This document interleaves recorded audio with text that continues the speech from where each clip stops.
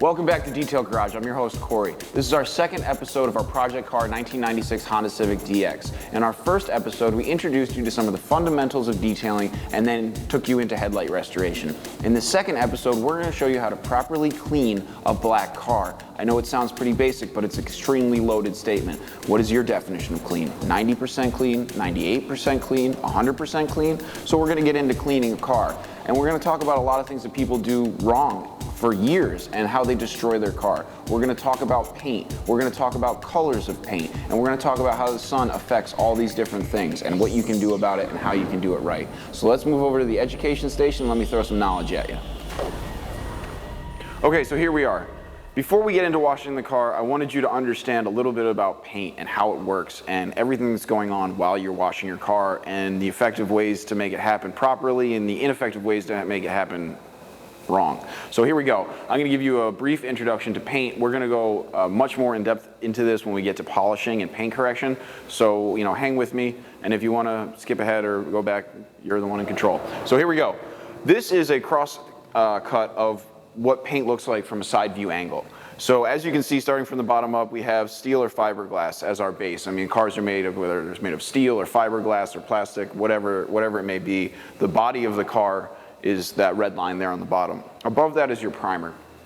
Primer is something that helps bond paint to the fiberglass or the steel. So that's in between the steel and the color. Above your primer, as you can see, is the color of your car, whether it's black, orange, yellow, whatever, that's your color. And then above that, in this large section, is what is called your clear coat. So as you can see, this is a cross section. Also in front of me here, I have a 3D model. This is a layer of towels. The black one, again, this is just to help you, again, understand what I was just communicating.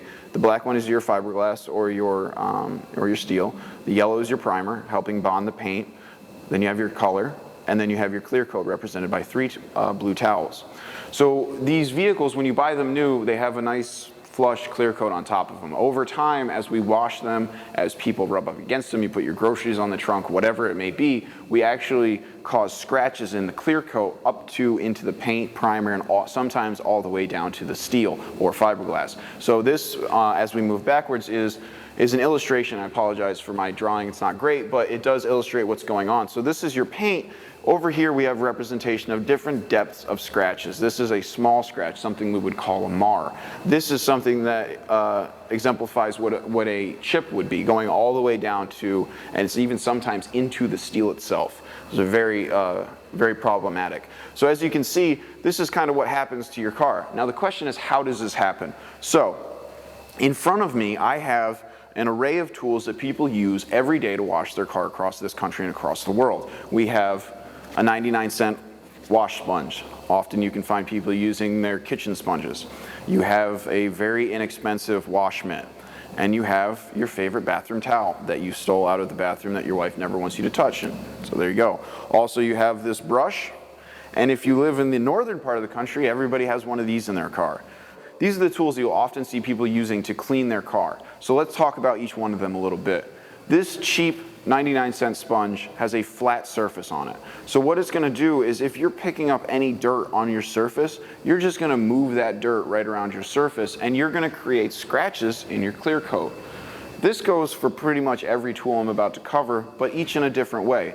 This is a cheap wash mitt. It creates almost a level surface even though you have these little things, and also you have shedding.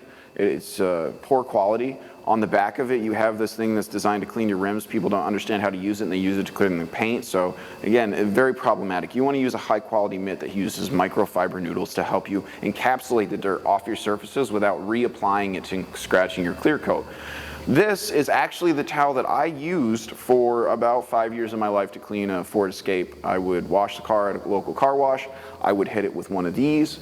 I would then maybe spray some water wax and dry it with my favorite bathroom towel. And in the process, I was scratching and marring my paint and my clear coat, more specifically my clear coat. And that vehicle was a black vehicle. And so let's get into that a little bit more. So what actually happens when you mar your vehicle? As you can see by these arrows above me, you have sunlight coming in, light in general, whether it's sunlight or any type of light. On a regular clear coat, it simply reflects off of it. That's what's supposed to happen. However, when you get into these deep scratches and marring marks, you have sunlight coming in, and what's called refracting around the scratch, and then bounces back out in a diffused manner.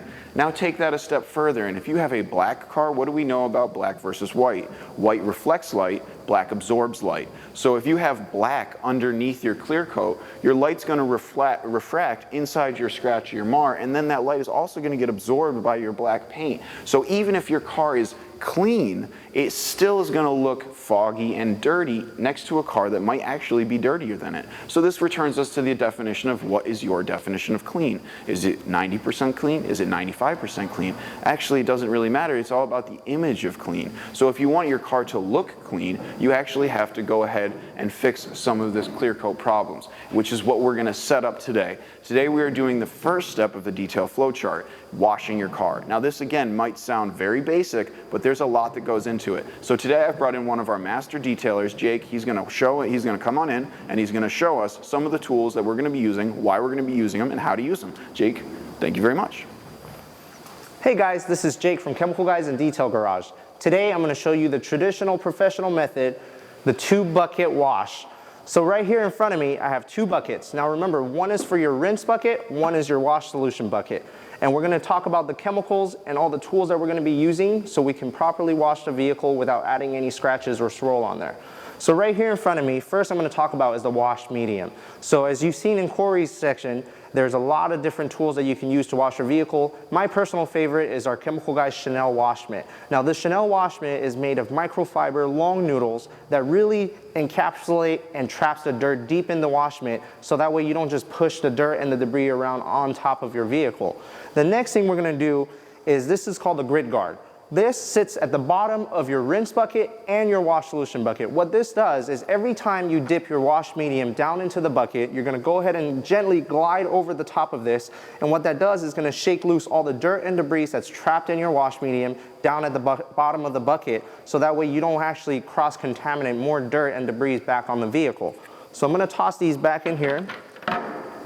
And let's talk about some chemicals. So today we're going to be using 2 types of shampoo, the Citrus Wash and Gloss, as well as the Gloss Works. Now these 2 types of shampoo both have gloss enhancers that are in there, and what I like about the Citrus Wash and Gloss, it's a great shampoo to actually prep your vehicle for any type of detailing. It derives from the natural cleaning powers of citrus, and it's a hyper shampoo that creates maximum suds and adds gloss back onto the car. So we're going to add an ounce of this and an ounce of Gloss Works into our wash solution bucket to create maximum suds and cleaning power. Then we're going to hit the wheels with our Sticky Gel Citrus Cleaner. What this citrus cleaner does is that it actually cleans onto the surface of the wheels and let it break down the dirt and debris. We're going to spray it on and let it sit for about 5 to 10 minutes. Then we're going to go ahead and hit it with our Concours detailing brush. This brush is great because it reaches deep behind the wheel wells and it also bends so we can clean behind the spokes of the wheels as well. So I'm going to toss all these into our buckets. And the last thing, this vehicle is very, very old and dirty. So I brought out our orange degreaser. We're actually going to cut this 1 to 6 so we can use it to clean the undercarriage as well as all the little emblems that are on the vehicle. We're going to brush it down with the goat's brush and get into all the cracks and crevices so we actually detail this car from start to finish. Last but not least, always have extra brushes with you because we're going to knock off all the dirt and debris off of the back and the wheel wells, undercarriage, and everything with a hard bristle brush. And when it comes to drying the vehicle, we're going to also be using our Metro Vacuum Blow Air Blaster. This is going to help with drying the vehicle by blowing all the water that's sitting in the cracks and crevices, so that way the car is actually fully dry when you drive off. I personally hate when I wash my car and drive off when all the water starts coming out of my mirrors and the cracks and crevices. So we're going to use this to help us along with the detailing process. This is Jake from Detail Garage, and we'll see you guys out there. As the guys take the car outside, I'm going to give you a few tips on cleaning your vehicle the right way. Before starting the cleaning process, be sure to have all your equipment ready. You want to have your 2 buckets and your grit guards. Also, try to work in a cool shaded area. That way you're not damaging your paint. What you want to do is you want to make sure to start with your wheels first. And with the wheels, you want to be sure to have the right tools. When you start the cleaning process, start from the top to the bottom. And then when you're ready to dry, make sure to use the microfiber towels. That way you're not trying to scratch the paint in any way during this cleaning process. Follow these tips and tricks to make sure you keep your car clean and shiny. Here are the guys with more. I mean, right now we're going to try to get this wheel as clean as possible. It's not going to get 100% clean. It's never going to get 100% clean, but it's going to get a lot cleaner. Once we bring it back inside, we're going to have to go through the process of really cleaning these wheels, the rims and the wheel wells, protecting them and doing all those things. Right now we're really just trying to get a base clean, a starting point for the rest of what we're going to do to this vehicle, because we are still, even though we're 2 episodes in, only on step 1 of detailing. So give you a little bit of idea of the brevity of the situation which we're working with. Okay, so as Jake's finishing up rinsing the back side of the car, hopefully he's not going to spray me in the back of the head with a hose, but I'm going to start drying the front of the car. As we said, we have the Air Force Blaster Sidekick, which is going to help us clean out some of these tight to reach areas to get water out of those grooves. We also have our microfiber towels, 70-30 blend. These are the only thing that you should use to dry your car or pretty much touch your car with at all. Wipe in one direction, not this way and this way, or circles, not wax on, wax off. One direction, and I'll show you here right now. So let me actually, that's probably one of the most important things I can tell you about why black cars always look dirty, is because people use their bathroom towels, they get out of the car wash, and they just start going crazy with it. One direction, that's it. If you go in a different direction, you're going to take any dirt that you didn't wash off, you're going to reapply it, scratch and mar your paint like I showed you back there in the classroom. So you want to make sure you take extra time to dry your car carefully, pick up any residual dirt that might be remaining, and get ready for the rest of the detail flow chart. So I'm going to go ahead and dry this car as soon as Jake shuts off that hose. So we'll be inside and wrap it up for the day.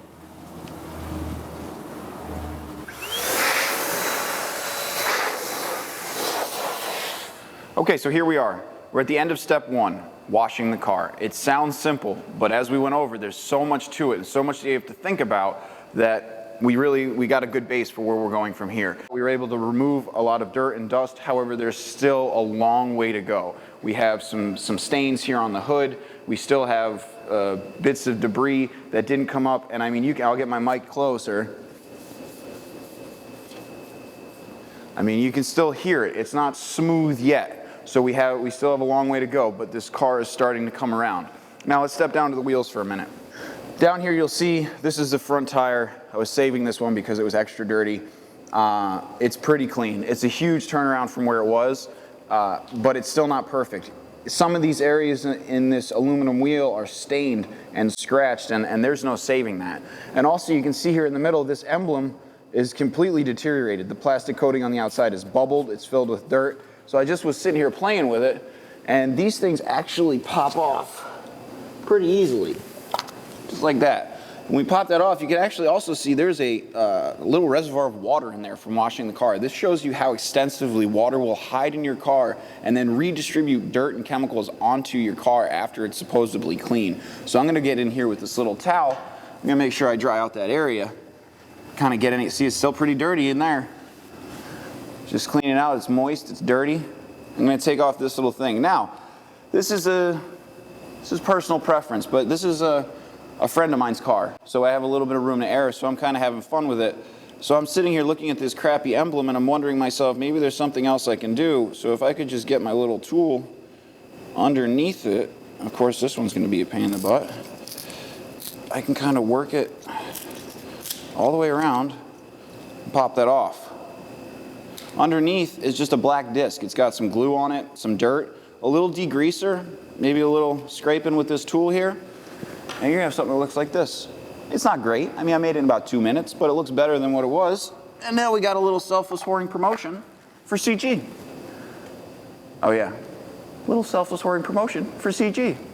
So there you go. The wheels aren't great. We still got a lot of work to do on them. We're gonna do some, along with the trims, we're gonna dress the tires and make that look better. But this is where we're gonna close out. Detailer's secret weapon. Some of you might know what this is, others of you don't. I'm not gonna get into it, I just wanna show you. So right here, gives me a reading of 80. I can move it 6 inches away, get a different reading of 98. Put it on a different panel completely, get a reading of 30. Explain what this means and what it tells you about the history of the car in our next episode of Detail Garage. Stay tuned. Questions or comments? Send them to us at ask@chemicalguys.com or simply post them to our forum at chemicalguysforum.com. You can also comment below and we'll be sure to answer them on our next mail call episode. Click the links below. I'll wait here. Tune in next time to make sure to watch our clay bar technique video. Until then, have passion, be better. This is Detail Garage.